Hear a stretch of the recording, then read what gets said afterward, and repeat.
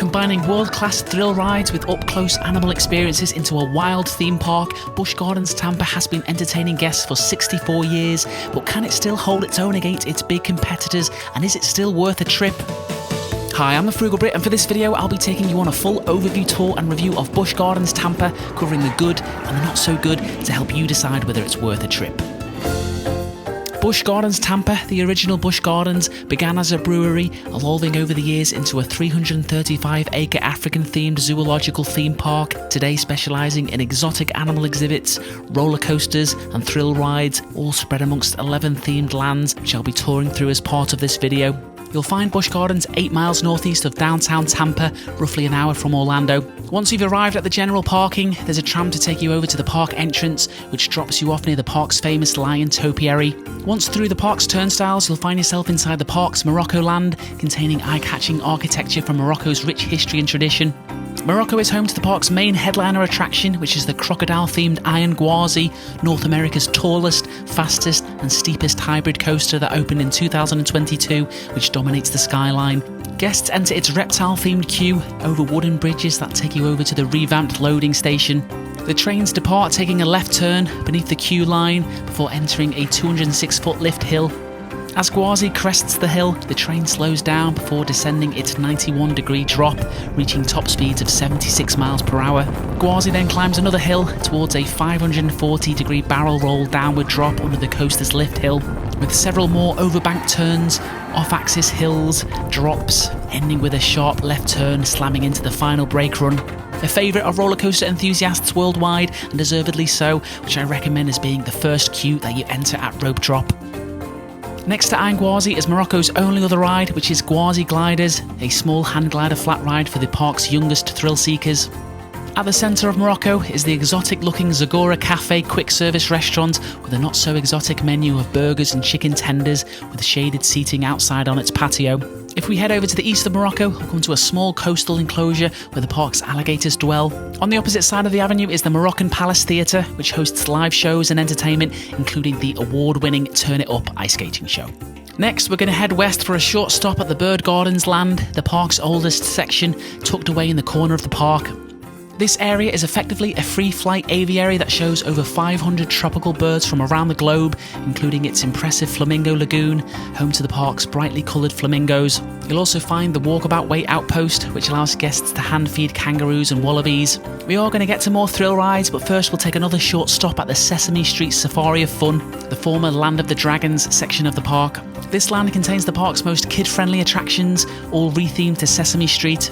Kids can fly through the desert with Grover, climb in Elmo's treehouse, or splash in Bert and Ernie's watering hole.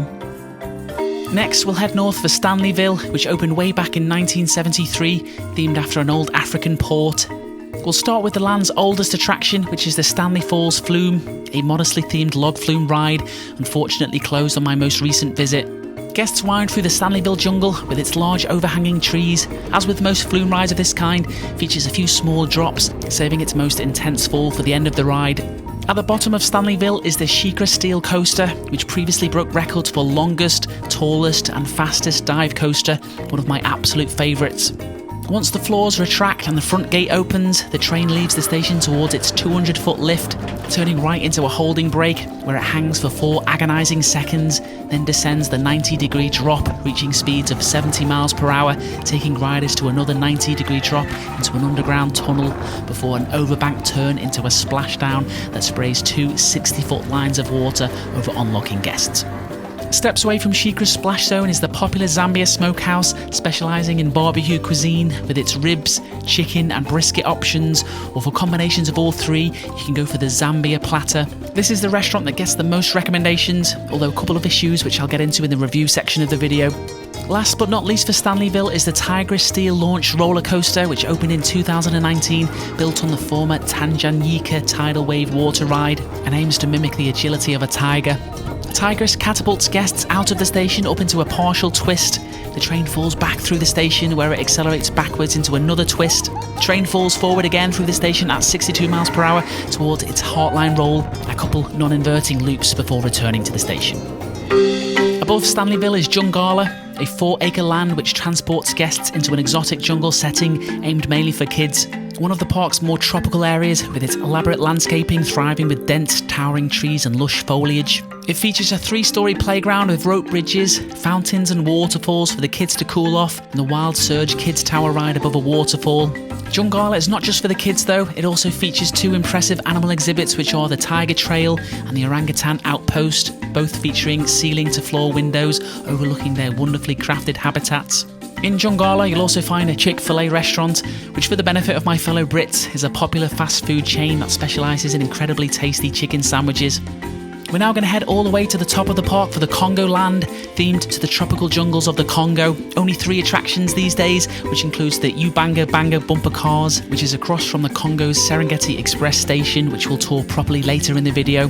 Its 2 main attractions are accessed via one of the Congo bridges, with great views of the next attraction of this tour, which is the Congo River Rapids ride that opened back in 1982. Guests climb aboard the yellow raft for an expedition that sends them swirling down a racing river at the mercy of rapids, with a few African theming elements and native wildlife scattered along the riverbank. If you manage to stay dry up to this point, you'll struggle to avoid a drenching once through the cave's waterfall towards the end of the ride. Over to the east of our map, we have the Kumba steel roller coaster to the right of Congo River Rapids, which set several records when it opened back in 1993. The ride begins with a right-hand 90-degree turn out of the station, which then enters a 143-foot tall chain lift hill climb. Shortly after its peak, the ride roars down the drop at 60 miles per hour into a 114-foot tall vertical loop that wraps around the lift hill. There's 7 inversions in total: a dive loop, a 0G roll, a cobra roll, and 2 interlocking corkscrews, including the iconic helix, which you get a fantastic view of near the entrance of the ride. A real Frankenstein of a roller coaster that still ranks high amongst roller coaster enthusiasts. Over towards the centre of the park, we have the Pantopia land, formerly known as Timbuktu, themed after the malls and bazaars of Africa that opened in 1980, but rethemed with its dramatic orange, purple and blue Pantopia colours. At the top of the land is the huge Pantopia Theatre, currently showing the Rescue Tales animal presentation, which shares the story of various rescued animals and the importance of conservation. To the right of Pantopia Theatre is the family-friendly Sand Serpent Wild Mouse coaster that climbs 5 stories with a series of 180-degree turns that run parallel to each other, more intense than you might think.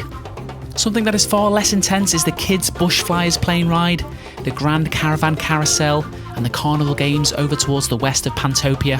For refreshments, you'll find the popular Twisted Tail pretzels at the Land Centre, where guests can indulge in a variety of savoury and sweet pretzel combinations, fresh from the oven, which you can pair with a selection of draft beer and wine.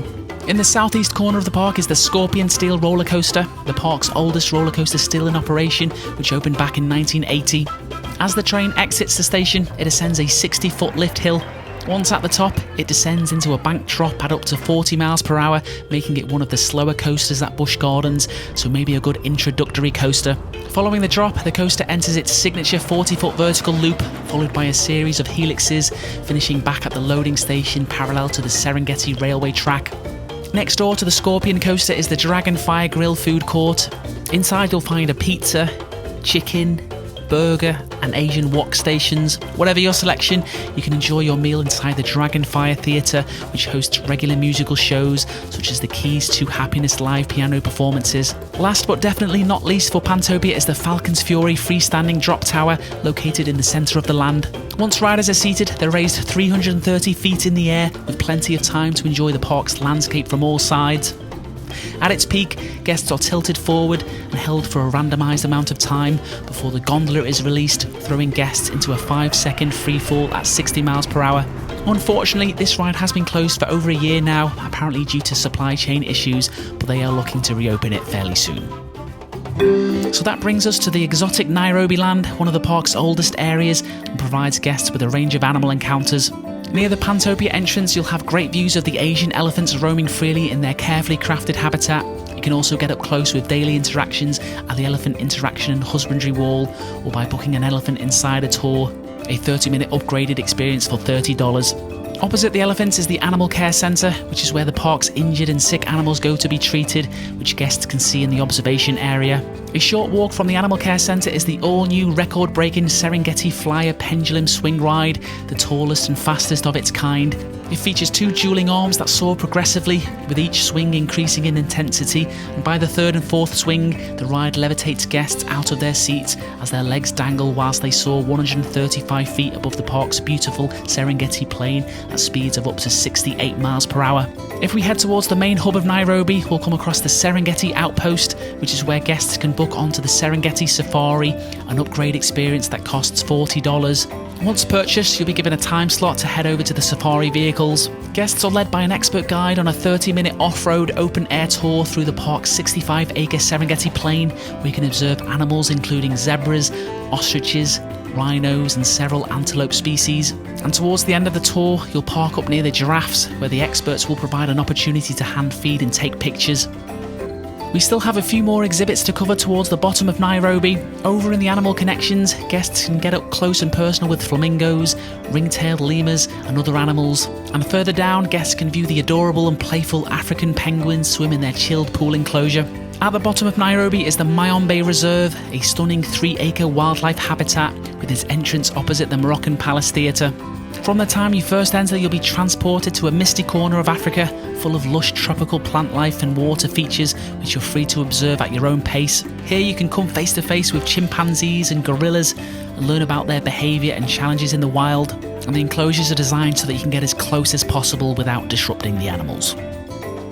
So that concludes the Nairobi tour. Next we'll head east of the train track for the Edge of Africa land, which is partly themed as an abandoned African fishing village taken over by wild animals. This is sort of the walking safari of the park, where guests can wander through beautiful leafy habitats filled with native African animals. You can see lions gazing in the sun, hyenas and hippos bathing in their pool amongst tropical fish.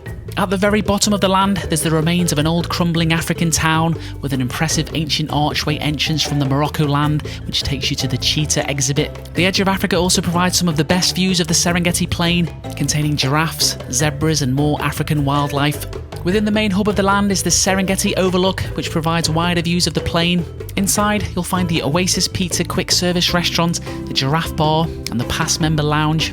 Opposite the Serengeti Overlook is the land's only ride, which is the Cheetah Hunt steel launch roller coaster, a celebration of the fastest land animal, often ranked as one of the best roller coasters in the world. Guests enter a collapsed temple entrance before heading over to the loading station, previously occupied by the old Busch Gardens monorail. Guests board the yellow cheetah print trains, and the ride begins with a 30 miles per hour launch into a left turn and a gradual dip, before approaching the main launch, which accelerates riders to top speeds of 60 miles per hour along the Cheetah Run exhibit before climbing a 100-foot figure 8 element. Riders weave through a series of helixes before dropping 130 feet into a trench, then proceed over a direction-changing airtime hill crossing over the Sky Ride before completing its Heartline roll through the Edge of Africa and the Serengeti Plain, a rock fixture tunnel which leads into the ride's final launch. Earlier in the video I recommended jumping in the Iron Gwazi queue at rope drop. Cheetah Hunt has a lower capacity and generates long waits from the late morning, so strongly recommend making this either the first or second queue that you jump in. Before we take a lap on the Serengeti Express, we'll make sure that we're subscribed to the channel so we don't miss out on future park videos. Then we're going to finish off the park tour on the southeast corner of the park for the Egypt land underneath the Serengeti Plain, containing 2 attractions. This land is modestly themed to an ancient Egyptian marketplace with a giant temple entrance and columns adorned with hieroglyphics and Egyptian art. The first ride when travelling from the Edge of Africa is the COBRA steel spinning roller coaster, which first opened in 2016. Riders begin the ride in King Venomus's temple and are transported to the elevator lift. Upon reaching the top of the roller coaster's 70-foot tall lift, the train turns left and banks outward, taking riders closer to the 80-foot tall statue of King Venomus. From there, the train descends the 70-foot drop, reaching maximum speeds of 40 miles per hour. Following several bank turns, cars rotate backwards before descending through a minor helix, with more spinning motions and a series of overbank turns and changes in acceleration under the Serengeti Express track before entering the final brake run. For the final coaster of our tour, we'll head under the land's imposing pylon entrance, headed for the Montu inverted roller coaster, which first opened in 1996, named after the Egyptian god of war. Guests queue inside the ruins of a temple containing Egyptian murals on the walls before arriving at the station to board. The trains leave the station with a small dip and turning towards the 150-foot tall lift hill. Once at the top, riders twist down a left-handed drop and into a 104-foot tall vertical loop, reaching speeds of 60 miles per hour. Following this, the track passes through a tunnel and zooms into a 90-foot tall loop, almost colliding with the pylon entrance. Riders continue through a zero-G roll, followed by several inversions, loops, and dives through the trenches before reaching its final brake run. To round off our Busch Gardens tour, we'll head back into the Nairobi land for the Serengeti Express. This is one of 3 stations within the park. You'll also find one in Stanleyville and the Congo lands. This is a calming railroad ride that takes visitors on a winding tour around the top half of the park, a fantastic way to unwind and take in the sights as you pass through the beauty of the park, through its tropical plant life and underground tunnels, with great views of attractions such as Cheetah Hunt, Montu and Congo River Rapids. But the highlight is definitely the tour through the Serengeti Plain, with some of the best views of the zebras, giraffes, rhinos and other free-roaming wildlife. Little tip here, sitting on the left side will give you the best views. For those that prefer to use most of their park hours on roller coasters, then riding the Serengeti Express at the end of the day might be the best way to include animals in your visit. In reviewing the park, we'll start with an issue which is out of the park's control, which is its location. Many guests, especially viewers of this channel, I suspect, will be considering a trip to Busch Gardens as part of their Orlando vacation, and Busch Gardens is not as close to Disney World and Universal as you'd want it to be. SeaWorld does offer a shuttle bus from Orlando though, which I'll link to in the description. When travelling by car, you'll likely be driving down the I-4 at rush hour to get there before the park opens, which is advisable, where the travel time ranges between an hour and an hour and a half. Not ideal. There is an incredible theme park at the end of your journey though that's worth the wait, and will occupy you for the whole day, as it's a huge theme park. I love its history and appreciate how its layout feels a lot less contrived compared to the Universal and Disney theme parks. Gorgeous landscaping with great emphasis on the preservation of nature, with the right balance between thrill rides and animal exhibits. Although probably fair to say that the theming overall is nowhere near as impressive as the park that Disney created to copy Busch Gardens. Although some will argue that it has a better collection of rides overall that can keep people occupied for longer. So as mentioned, the Serengeti Express was one of my favourite attractions, which I'm kind of embarrassed to admit. The views were extra special just before sunset and the narration was very entertaining. I ended up doing 2 continuous laps to finish my second day at the park. I think I actually enjoyed this more than the Serengeti Safari upgrade that costs $40. Some of the views of the animals were better on the train, but may have just got lucky. I do think though that the Safari upgrade is slightly overpriced, especially given that the park used to have the free Rhino Rally Safari ride. In terms of the other attractions, it has to be said that Busch Gardens has an insanely good lineup of thrill rides, so many different varieties of roller coasters. But if coasters are not your thing, then there's limited options away from the animal exhibits. Little confession here, I haven't actually ridden on the Serengeti Flyer yet, as I visited shortly before it opened, so thank you to Harry from Theme Park Freaks for letting me use their footage. For those travelling from Disney World, the wait times around the park will be a sight for sore eyes, partly due to the park having so many high-capacity coasters. Although it is a bit frustrating that during off-peak times, the wait for coaster trains to dispatch can be painfully slow. Almost seems intentional to incentivise the purchase of their quick queue service on quiet days that clearly shouldn't need it. But probably just being overly cynical here. Overall, the wait times situation is excellent compared to most theme parks of this calibre.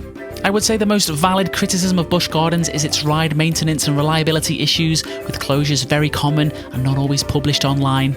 As mentioned, Falcon's Fury has been closed for over a year, and the Cobra's Curse never seems to be opened without constant issues. In terms of value, a ticket to Busch Gardens is variable, but usually around $99, which is $65 cheaper than a day ticket to Magic Kingdom, for example. For a large family, that's quite the saving, but there are a few hidden charges worth mentioning. Parking is $30, which is really not fun, even worse than Disney and Universal's outrageous charges. Points lost there. For most of the major attractions, you'll need to drop your things off at self-service lockers, which unfortunately do cost money, even for the small ones. Unlike Disney and Universal parks, more points lost to its big competitors here. So it'll cost $2 per ride, or you can pay these prices for unlimited use on all attractions. I recommend packing as light as possible and bringing a bum bag fanny pack. For balance though, at least you don't have to pay crazy amounts to skip queues at Busch Gardens. Moving on to the food, I have to say for a park themed around exotic adventure, it is a shame that you don't have more interesting food available. You're not in danger of confusing this Morrocco with Epcot's. The Zambia Smokehouse gets the most recommendations in the park, however the queues are insane for this counter-service restaurant even during off-peak times. They desperately need another good quality restaurant to manage queues better. My Zambia platter was tasty and a good portion size, but not exactly piping hot after a long queue to pay at the register. The all-day dine deal costs $50 or $40 if you pay in advance with your ticket. Here's the terms on the restaurants you can use it with. I didn't get it, but I probably would have saved money if I had. Couple things to note with this though, the applicable restaurants don't open until 11, which reduces the time that you can use it obviously. Also, I did find it strange that they included a Chick-fil-A, given that they don't open on Sundays, the second busiest theme park day of the week. So that's pretty much everything I wanted to cover. As is often the case with my reviews, disproportionately negative. This is because I need to give some balance to the first part of the video, which is always a bit of a promo for whatever park I'm doing. But I do absolutely love Busch Gardens. I'll always have a soft spot for it. It's crazy how many amazing rides they've added over the past few decades. Love to hear what you guys think. Did you have a similar experience? Are you planning a visit anytime soon? Are there any other parks you'd like me to review or revisit? Thanks for watching. If you haven't already, don't forget to subscribe.